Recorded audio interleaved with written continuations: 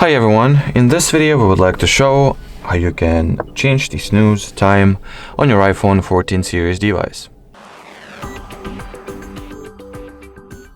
Already, to be completely clear and honest, unfortunately the default means of the system do not allow you to change the snooze time. It is always 9 minutes, but there is a little workaround here which I'll show you right now.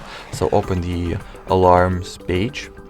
So let's say you would like to set an alarm for 7 a.m. and snooze interval like 2 minutes.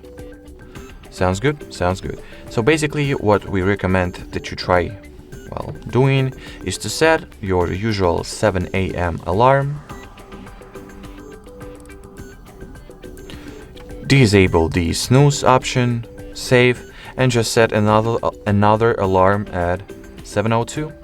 And basically this little workaround allows you to kind of cheat the system. Don't forget to turn the snooze option in here as well, by the way, so the snoozes will not overlay, the alarms will not be overlaid with snooze option. So basically it's a little workaround, a little life hack, if you would, that allows you to, kinda configure what snooze you'll have by simply setting multiple alarms. Alrighty, so that would be it for this video. Thank you so much for watching, and bye bye.